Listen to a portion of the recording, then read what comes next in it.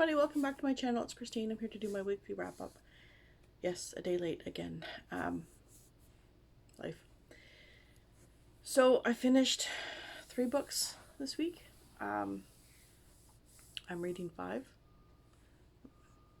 Weird. So yeah, the first book I read was Rita Mae Brown and Sneaky Pie Brown's 9 Lives to Die. Book 23, I think, in the Mrs. Murphy Mysteries. I gave it a 4. This is less preachy than what she's been in the last 10 books. She's not on a soapbox on this one, so it was nice. But there's a couple of differences in the books. Pewter, the gray cat, I was pretty sure he used to be a Russian blue. Now he's just a gray cat. And it talks about when he was a kitten with them. He wasn't. In the beginning books, he was the butcher's cat. He lived, or the butcher was next door to the post office where Harry used to work. And she adopted him when he was an adult, or she was an adult. This one talks about when they're kittens. So she doesn't even remember the storyline that she had started with.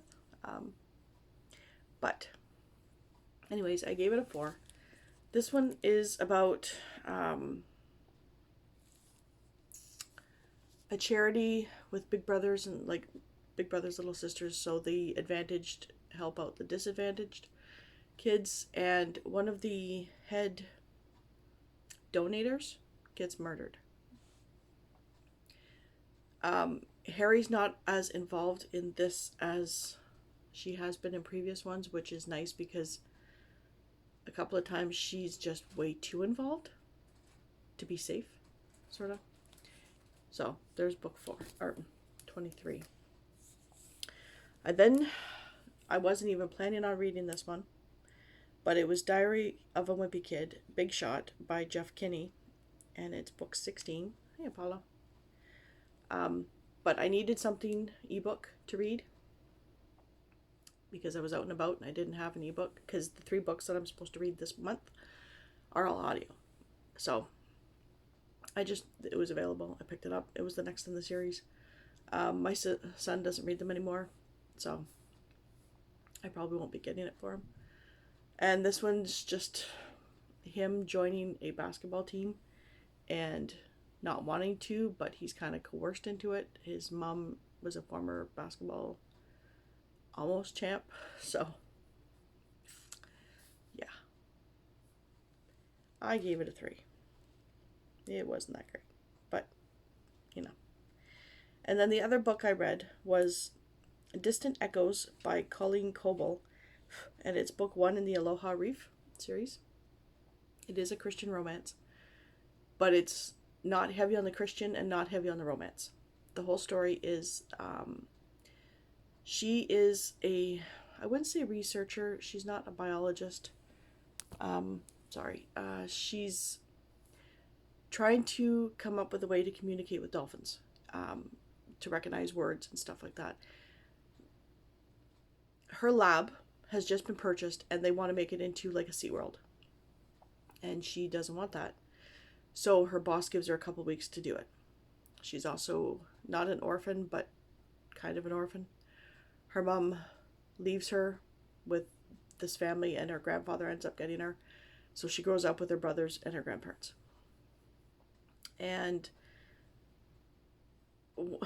when her boss finds out that or actually a Navy man, finds out that she can try and communicate with dolphins, there's a missile testing that had gone wrong and her cousin had been murdered or died on this catamaran, tourist catamaran, right at the beginning of the book. And so when the Navy finds out that she can communicate with dolphins, they want her help tour, like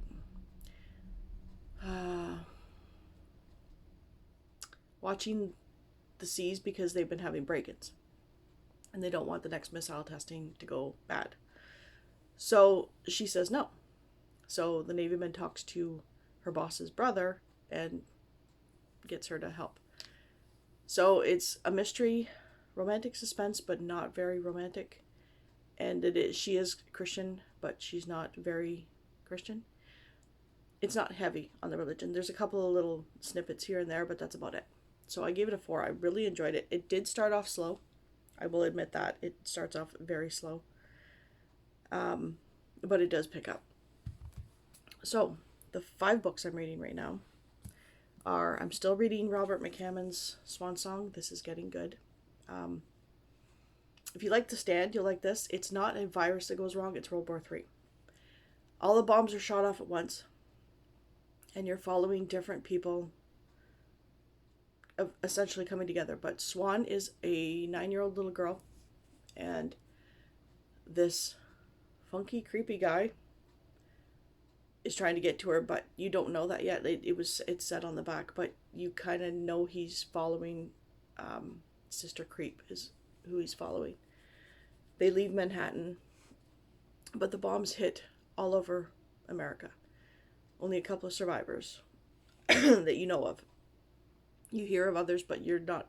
They don't come across them. They come across a lot of dead bodies that were incinerated. And it's the middle of July, and it's almost winter. It's very cold. All the nuclear blasts have screwed with the weather. So, very interesting so far.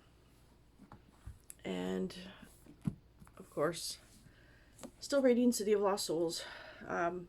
Remembering more and more Jason Clary. It's 5 books in. I can't really say much. Demons, vampires, werewolves. Young adult.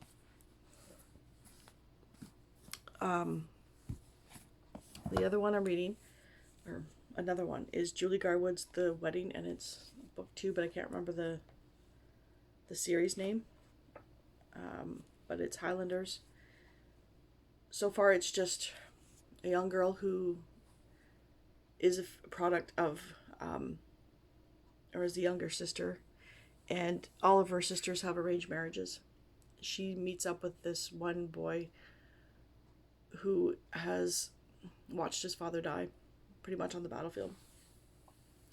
And he is now coming into his own, and she meets up with him and says, I want to marry him. That's the one I want to be arranged with. And that's pretty much as far as I've gotten to. So,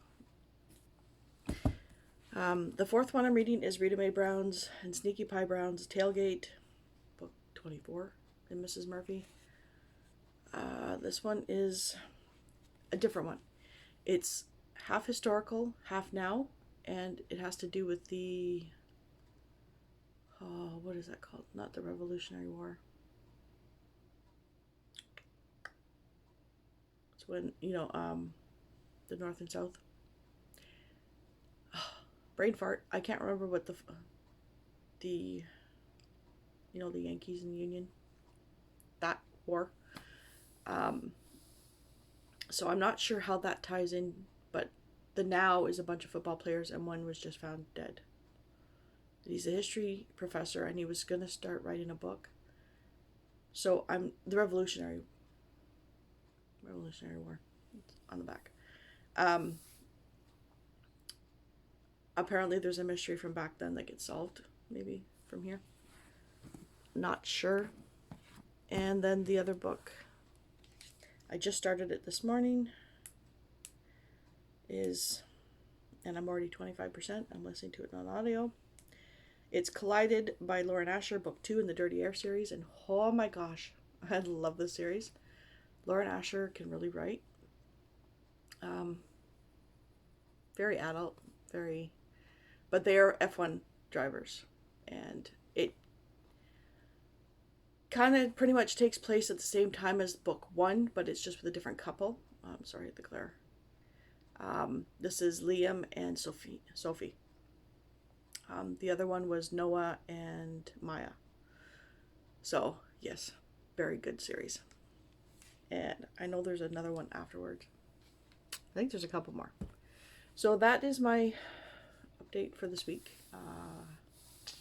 I'm hoping to get those, at least 2 of them, finished by the end of the week, because I have these other ones that are due at the library. I think that's it. No, there's one more. There's the V.E. Schwab one. But I'm hoping to get, I have, I think, 17 days left, 14 days left to get all these read. So it's Someone to Hold by Mary Ballard, and it's book 2, I think, in a series. Westcott novel. It's historical romance. Kiss of Crimson by Laura Adrian. Sorry, the first book was Kiss of Midnight. Can't remember what the series is named. Vampires. Secrets of a Runaway Bride by Valerie Bowman. This is book 2, and the first one was Secrets of a Wedding Night, historical romance. And Meet Your Baker by Ellie Alexander. The sweets are to die for. Something mystery, but it's covered. And I think this is book 1 in the series, I think. So, that is my weekly wrap up. No other major issues have happened this week. Still waiting to hear about that job. Was kind of hoping to hear about it by now. Hopefully this week sometime.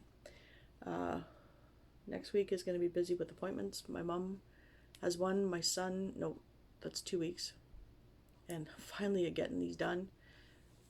I think that might be it though. And this week I'm going to be starting on my second Shopify site, third business. Because I need to get money rolling in. I really do. So,